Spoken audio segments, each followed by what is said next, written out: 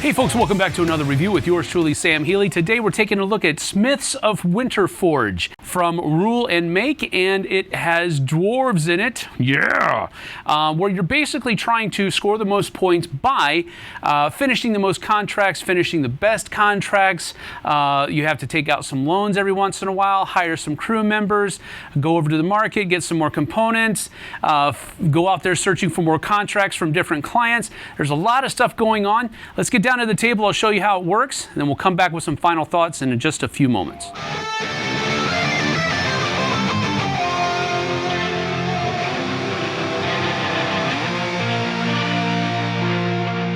So the point of the game is to score the most points, and you get points for a number of different things. For example, by leveling up yourself, you're going to be getting 2 or 3 victory points if you cross this threshold or this threshold by leveling up your different skills, which you can do in the Forge District. You also score points for the different contracts you'll complete during the course of the turn. These are the victory points that you'll score for completing this ornate bracelet, or if you just take this regular bracelet, it's only going to be worth 1 victory point, or the axe, or the ornate mace, or here we have an ornate dagger, which is going to score you 3 victory points, and so forth and so on. But you also do have these royal contracts that of which everyone starts with 1. For example, this one right here, the royal crown.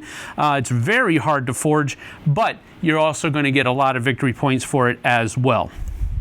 Other things that you'll score victory points at the end of the game is if you don't have any loans currently outstanding. If you've paid all your loans back, you'll get 1 point for each empty slot here. If you have hired 2 crew and you have them at the end of the game, you'll get 2 points here. And as I said earlier, you get 2 points for having your skill cubes in this bracket, or 3 points if you have your skill cubes in that bracket. And you each start with your own specific abilities in these different kinds. You're forging weapons, armor, or jewelry. Well, Forge Hammer here is a little bit more adept at forging weapons and armor, so they start off with some proficiency in those skills already. But over here with the Gilded Oak, they are better at producing weapons and jewelry than they are armor. So their skill cubes will start here and then off the board over here. So when they're forging these kinds of weapons, they're going to get a bonus to the forging skill that they have to roll. Now, on the course of your turn, you're going to have 3 actions, and those 3 actions can be to either move or perform a precinct action wherever your smith is. So, for example, here in the guild hall, which is where everyone starts, you have the opportunity to take more contracts, and if you're in the prime area, which is this little black space here, you will also be able to take a gold. Or if you have less than 3 gold, you can get a gold, and if you're in the prime position, then you'll get an additional gold. So if you're in the prime position, you can take 2 contracts and a gold, or if you have less than 3 gold, you can take 2 gold. But if you're not in a prime position, if somebody is already there when you move there, then you're only going to be able to get 2 contracts, or if you have less than 3 gold, you can take a gold. Additionally, you can spend an action to move to the market district, and just like the other spaces in the precincts, you have a prime position here which will allow you to purchase an extra component. You purchase a component by paying the gold that is required for the component, and then you take it and put it into your tableau. If you're in the prime position, you can purchase 3 components. If you're not in a prime position, you can only purchase 2. Over here in the tavern district, you can spend money to acquire one of the laborers that's over here and add them to your crew.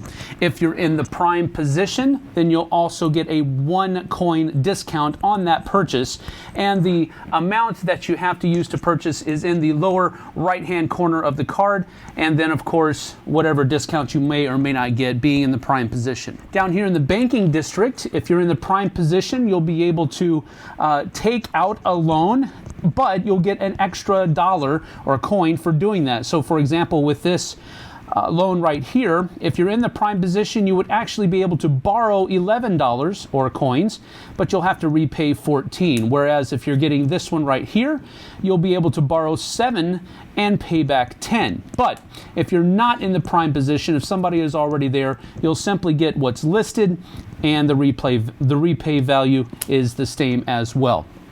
Now, if you want to pay back a loan, you would also go to the banking district.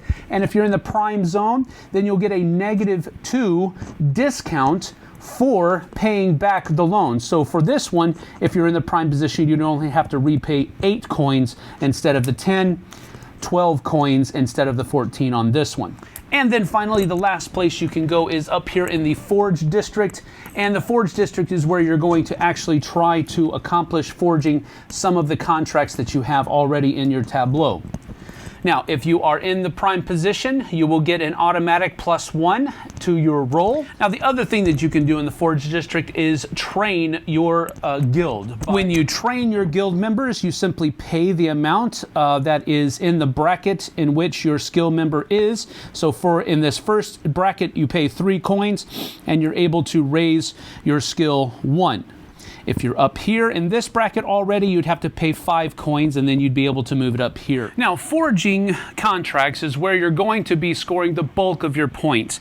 So we want to go ahead and talk about some of the different things that are mentioned here. First of all, the anatomy of a contract is such that this is the reward that the client is going to pay you for fashioning this item for you. This is how many victory points you're going to be awarded at the end of the game for having completed this contract. These are the components that you need. You need 2 of these little blocks and 1 diamond. And then this is the forge value that you have to reach with your die roll. Either meet it or exceed it in order to successfully accomplish forging this exquisite amulet. Then finally, up here at the top, it'll give you some type of bonus if you use a specific kind of component on forging this item. So let's say that the Forge Hammer Guild comes on up here and wants to forge an ornate mace. Now they have a level 2 skill in weapons, so they'll have a +2 to start off with. Then they also have hired this veteran over here, and whenever we're trying to forge weapon contracts, I get a +2 for that, so that's 2, 4. I'm in the prime position, so I'm also going to get another +1 for being in the prime position, so that's 5 altogether. I'm going to be able to roll 2 8-sided dice and 1 6, and so I take and roll and then add 5, and I need to get 18 or more. So I have 8, 14, plus 5 is 19, which is more than my 18. So then I would take and get 12 gold from the bank. That's my reward.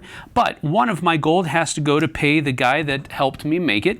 So I would actually get a 11. And then this would go into my tableau, scoring me 2 points at the end of the game. If, for example, I was not able to roll and get 18 or more with all of my bonuses, then I would add a work token to it, having not accomplished it, and then the next time I accomplish it, the experience that I have at failing gives me a +1 to my next roll. Now the last thing that I need to show you on the general level is the event deck, because you can either use or not use the event deck, and this basically just gives you a little bit of spice for each round. At the beginning of each round, you're simply going to turn over one of these cards, and it's going to have an effect that governs that particular round. So for example, material surplus, all components in the market cost 1 less coin this turn. Or it could be something like party in the guild hall, where you can take 2 coins when you request funds, plus 2 coins when you request funds from the guild hall this turn.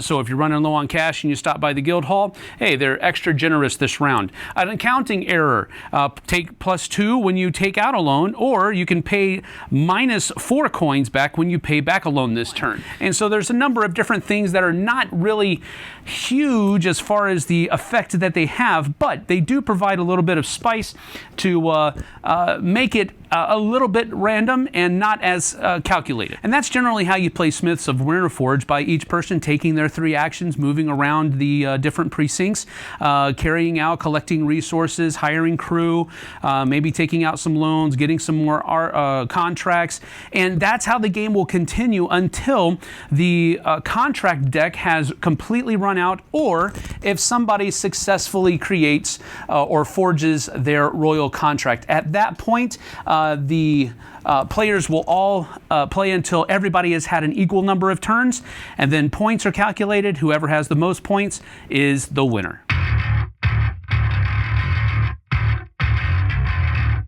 So that's basically how you play Smiths of Winterforge. Now, as we usually try to say, we didn't show you every single bit of minutia in the rulebook, but hopefully I think I gave you a general idea of how the game plays and what you can expect to find as you reach into the box and start playing your first game. Now, there are some other things, some modular components that are not used in the base game that I didn't go over, and these are basically different alleyways that you can use that are more locations that you can add to your game and do different things. So there's a lot of different things that you can do in that aspect that I didn't go over. Just rest assured that they are in there, and they're pretty cool as well. So with all that being said, let's go ahead and get to some of my pros and cons. First of all, my first pro with the game is the aesthetic look of the game. It's colorful, it's vibrant, and it's the board is laid out well. It's not it's not confusing, and it's not congested or anything like that. It's a very simple layout, but it is a very aesthetic layout, and I like that a lot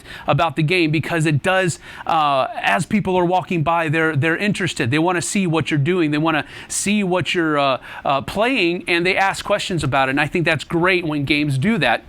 Additionally, the artwork in the game is great. I love the contracts, and it has that blueprinty type look to it. I love that. And then the artwork for the crew members is all well and good as well. The graphic design of the component cards even, while it's not very artsy, it is very simple to read and understand, and it's great graphic design. So the aesthetics of this game really is strongly in the pro column here.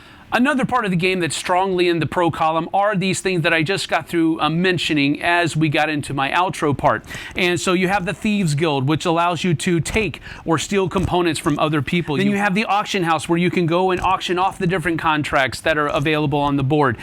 Then you have the Shrine of Tomag, where you're able to go and worship by paying 2 coins, and then you're able to take a faith token, and those are numbered 1 to 3, and whoever has the most faith at the end of the game is going to get 3 extra bonus points, and whoever has the second most is going to get 2 extra bonus points, and so forth and so on. So it's a very close game if you haven't picked up on that, first of all. Then you have the Runesmith, where you're able to go up and get those other runes that can help you with finishing those different contracts. So these 4 alleyway locations, while they don't greatly change how the game is played, it does provide with a little bit of spice from one game to the other.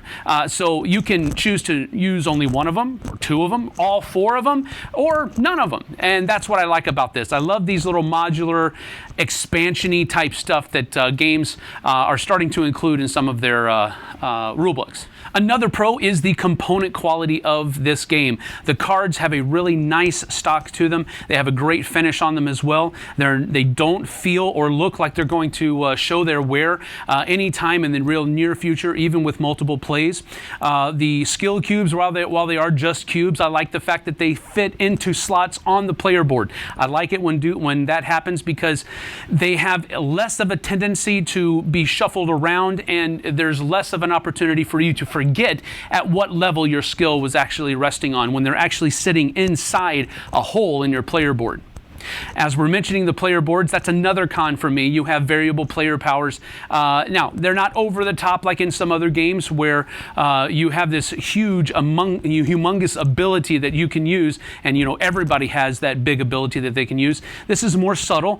You just have better proficiency in some of the different skills than other players are going to have. So that means you're going to be able to tackle those contracts before they'll be able to do it as well. So I like that also. Now, as far as cons are concerned for this game, there aren't a whole lot because it is a very simple game, and I like simple games, but it still offers a lot of different choices that you have to make, which keeps you engaged throughout the course. But as far as a con is concerned, it can overstay its welcome because near the end of the game, you can get caught trying to get those things that you need to finish your royal contract, which they're really difficult to finish, by the way.